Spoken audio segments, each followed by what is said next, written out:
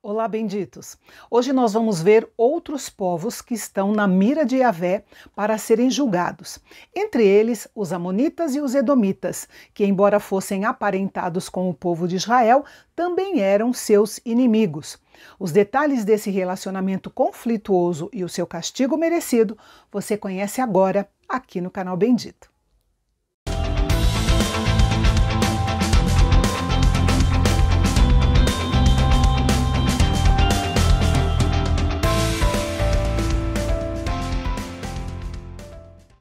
Assim como os moabitas, os amonitas eram descendentes de Ló, sobrinho de Abraão, fruto do relacionamento incestuoso com sua filha mais nova. Eram parentes do povo de Israel, embora fossem seus inimigos. Através de Jeremias, Deus repreendeu os amonitas por tomarem posse do território de Israel, quando a Assíria invadiu o Reino do Norte, em 722 a.C.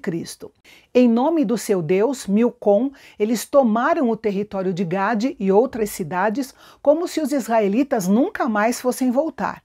Porém, na estimativa de Deus, aquela terra pertencia a Israel e não a Amon, e seria devolvida a eles. Os amonitas se vangloriavam do grande poder do seu deus Milcom, mais conhecido como Moloque. Ele era adorado pelos amonitas com ritos de sacrifício de crianças desde antes da chegada dos israelitas na Terra Prometida. Deus prometeu que a mesma devastação que veio sobre Judá também viria sobre os amonitas. Suas grandes cidades, como Rabá, seriam transformadas em um monte desolado. A cidade de Ai, mencionada no versículo 3, é uma cidade amonita e não aquela que foi conquistada por Josué. Deus prometeu que traria aos descendentes de Israel de volta as suas heranças perdidas.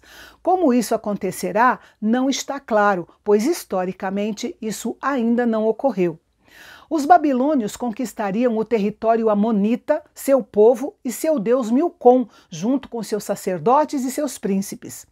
Lembrando que no mundo antigo, quando uma nação conquistava outra, isso era visto como uma vitória dos deuses daquela nação sobre os deuses da nação conquistada.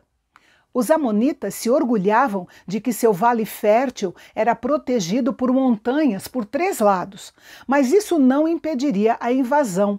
Deus havia decretado o julgamento contra o povo orgulhoso de Amon e nada poderia livrá-los do julgamento divino. Mas, mesmo em meio ao julgamento, Deus teria misericórdia. Ele prometeu restaurar os amonitas, que supostamente retornaram com os moabitas e os israelitas anos mais tarde, com a permissão dada pelo edito de Ciro.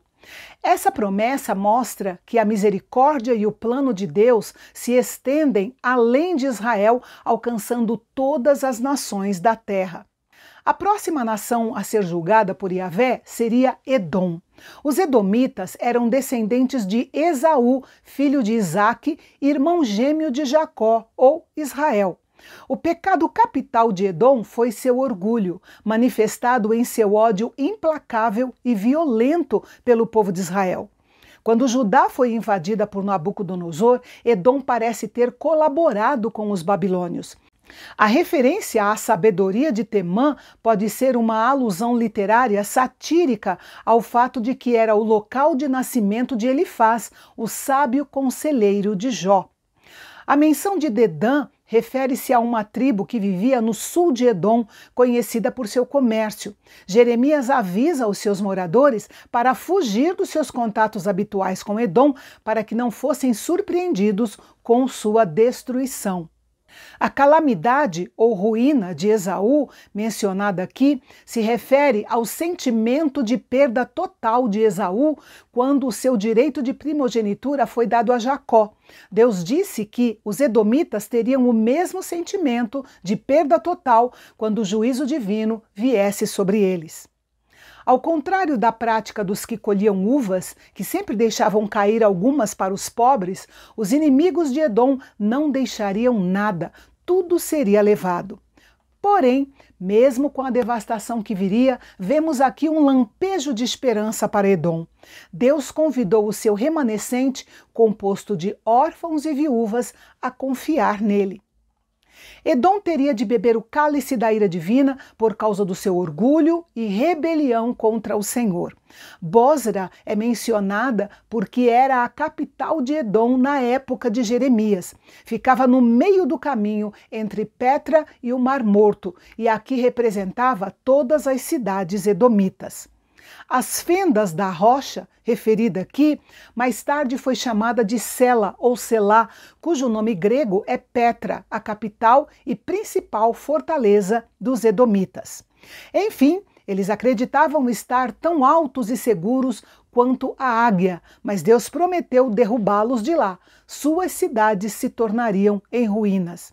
As nações vizinhas ficariam surpresas com o julgamento que viria sobre aqueles edomitas que pareciam estar tão seguros. Nabucodonosor viria contra eles como um leão saindo da floresta ou como uma águia causando terror, de tal forma que os edomitas agonizariam como uma mulher em dores de parto. Na grande providência de Deus, Nabucodonosor seria seu instrumento. Nesse sentido, resistir a Nabucodonosor seria tão tolo quanto resistir a Deus. E um detalhe importante a ser observado nessa profecia é que não há promessa de restauração futura para a nação de Edom. Damasco, a famosa capital da Síria, também estava na mira de Yahvé. É uma das cidades mais antigas e continuamente habitadas do mundo. Damasco seria julgada por seus atos desumanos e brutais contra o povo de Gileade. Em comparação com o poder do crescente Império Babilônico, Damasco estava fraca e débil e não poderia resistir ao julgamento iminente que traria dor e tristezas.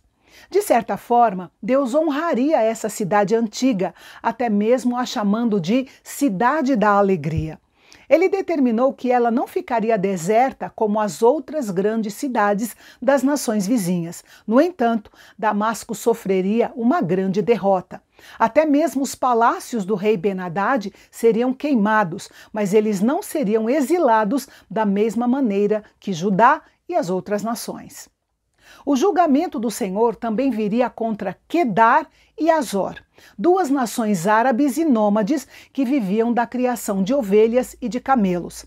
Quedar descreve uma tribo de povos árabes descendentes de Ismael. Sobre os reinos de Azor, alguns expositores acreditam que era um assentamento árabe no sul da Palestina. Outros acreditam que seja um nome coletivo para aldeias nas quais árabes meio nômades viviam. O fato é que essas duas nações viviam isoladas, despreocupadas, autoconfiantes e independentes, como se não dependesse de ninguém para manter o seu status quo.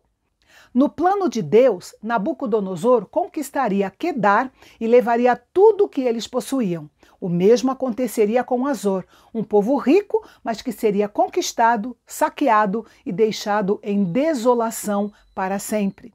Deus enviou uma mensagem profética também para Elão, atual Irã.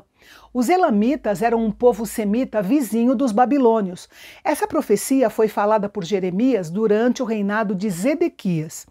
Elão era um reino poderoso e foi a nação mais distante mencionada pelo profeta Jeremias.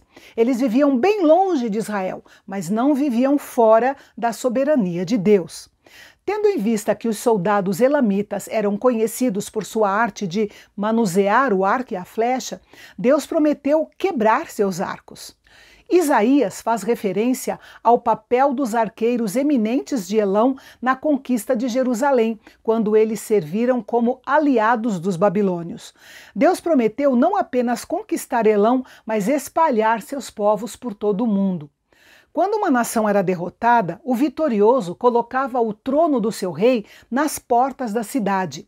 E foi o que Deus prometeu fazer com Elão. O Senhor mostraria aos elemitas que ele era o rei. Deus determinou esses juízos com uma promessa de misericórdia ao povo de Elão nos últimos dias. Um cumprimento disso foi a mensagem do Evangelho chegando e sendo abraçada pelos elamitas que estavam entre a multidão que ouviu sobre as obras maravilhosas de Deus no dia de Pentecostes. Nos nossos dias, o comportamento das nações não tem sido muito diferente do que vemos no livro de Jeremias. Terrorismo, genocídio, exploração de pessoas e recursos naturais, guerras, crimes e mais uma porção de outros pecados mancham de sangue as mãos dos povos ao redor do mundo. O que essas nações farão quando chegar o dia do seu julgamento? Lembremos que horrenda coisa é cair nas mãos do Deus vivo. Mas faltava ainda uma última nação para beber do cálice da ira divina, a Babilônia. Deus disse que lhe daria um castigo merecido, mas esse é um assunto para o nosso próximo encontro, aqui no canal Bendito, o canal de Fala Fácil, onde a teologia é para todos.